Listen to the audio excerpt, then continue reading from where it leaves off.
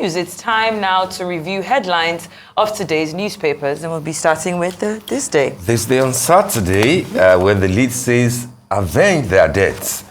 CDS orders commanders, troops at burial of 22 soldiers killed by terrorists. Those who did this and those who continue to kill our men, wherever they are, we will smoke them out." I believe that is General Lagbaja, speaking there, which is what was expected of him, and let's hope that he will follow these words with action, because that's what Nigerians actually, desire. 22 gallant officers in one day killed by terrorists who could, even boast of the fact that we did it. Do your worst, and I think that this should be a challenge to men of the uniform to avenge the deaths of these gentlemen. May their souls, of course, rest in perfect peace. On top of the masthead, pay attention to amnesty program. Niger Delta leaders tell Tinubu, and I'm sure that they will feel so free to to be giving all forms of suggestions to the president now, having won the battle to have the Niger Delta ministry reinstated. That it was not clear because the president didn't appoint anybody, didn't give that portfolio to anybody. But they succeeded with all the noise, and now we have a Niger Delta minister and ministry, and here they're asking for more. Pay attention to amnesty program. Amnesty program, by the way, is just dashing people money and etc. But of course, if it's been done elsewhere, why not with the Niger Deltans? And on the window is not something that is cheery at all. Nigeria's GDP growth slows to 2.51% amid economic crisis. Crude oil production drops to 1.22 million barrels per day, amounting to 5.34% input to GDP in quarter 2 of 2023. That's not a good one there, but it's a reminder to the dire straits that we found ourselves economically speaking. GDP growth slowing down to 2.51% is no good news at all, and we're talking about the Q2 of 2023, which of course will be shared by both the former President Buhari and the new President Bola Ahmed Tinubu. The ministers are there now. Some are struggling to retain their seats because of the issues that they may have with either their certificates or NYC, etc. But those that are sitting confidently should at least hit the ground running. Let's know that we now have people in charge of the economy, and words have been bandied around. Somebody coordinating the economy. There is the blue and marine economy. There is the digital economy. There is the creative economy. Let's see that there are new guys in town and in charge. To galvanize the economy, because things are really not moving very well. Other stories: Niger's junta okays intervention of Mali, Burkina Faso's armed forces if attacked by ECOWAS. Direct France ambassador to leave Niamey within 48 hours. Again, this is from the playbook of what we've seen in Mali, Burkina Faso, and Guinea. And I guess it also speaks to, because we've been talking about this, the conversation between the Niger junta and ECOWAS.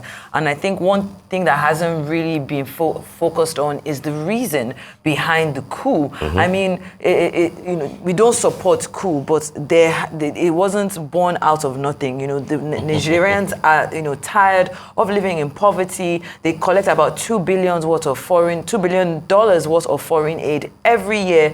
From their foreign partners, and we have they are very aware that we have France troops on ground, but for some reason they have not been able to curb the insecurity in the land. Instead, their uranium is just being exported, their gold is being exported. So there is a reason behind it, and I think that in itself should be addressed. Them directing the France ambassador to leave Niamey within 48 hours seems like a stance. The Niger junta saying we are going to see this through till the end. There's no justification for coup of any sort, but I agree with you that there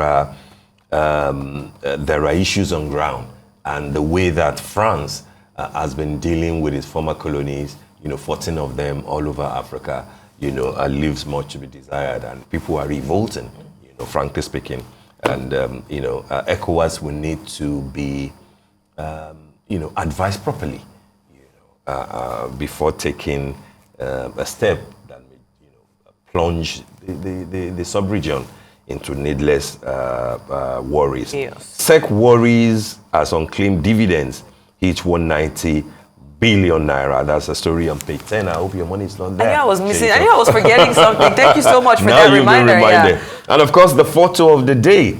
Trump booked Law and Order in America. That's the mugshot of former President of the United States, Donald Trump, in the middle, with the 18 people indicted along with him in Georgia on charges that they participated in a wide-ranging illegal scheme to overturn the results of the 2020 election after turning themselves in to a jail in Atlanta before the deadline at noon yesterday. Interesting development in America. This is his fourth indictment, since leaving office. He's definitely broken a record with that one. And I remember when he landed, I was watching it live on Thursday evening, which would have been Thursday afternoon in America, when he landed in Atlanta, Georgia, of course, in his Trump private jet. There was a lot of drama surrounding it, and it seems as if the whole world was waiting for this mugshot to come out, and you can see it on the cover of this day. Definitely a mean mugshot. Trust him to take advantage of it, which he's already doing. Is on Twitter, They're going to be selling shirts of the mugshot, and that money is going back into his campaign. So he's always been a businessman, and he's been able to turn this around for some reason. He knows the game, but let's see how it all pans out. Saturday Telegraph, very quickly, we've got short time. All right, then the top story there, Niger Republic, a crisis. We're making plans for troops deployment if need be. That's ECOWAS saying that the story, isn't it? Yes, that they haven't declared war. They're still exploring all diplomatic options, and Niger co-leaders have signed an order to allow troops from Burkina Faso and Mali, like you've rightfully said. Up there, just to quickly add on to the Trump story, he actually is the first U.S. ex-president to ever have his mugshot taken. Down below the major headline there, Buhari's ministers left huge economic liabilities for Tinubu's appointees, advises new men and women on how to surmount enormous challenges. Down below there as well, why Sanwo-Olu and the Lagos Assembly are on a warpath. There's a feud. Feud is normal in politics, but efforts to settle on it, according to the governor, CBS Kosile, and it says also Abasa has nothing against the governor, but ensuring due process. There's been a lot of back and forth as to why those 17. It's unprecedented in the history of Nigeria, but they will just they will need to sort this out. It's not looking good for the government, but I understand what the assembly is trying to do, balance things up and shake a few, people. But no governor should be humiliated in that. Definitely. We don't have time. We will have taken the story on the cover of Vanguard, which is so very important. Economists, experts, analysts warn federal government on misleading unemployment. Oh, that's that saying that it's come down to 4.1%. I mean, hey, we're not going to go through that abracadabra, to change the narrative. Things are tough. There is unemployment in the land, and there is huge poverty in the land. Let's fix it. Definitely. Not do abracadabra with not figures. Change the process or methodology. Absolutely.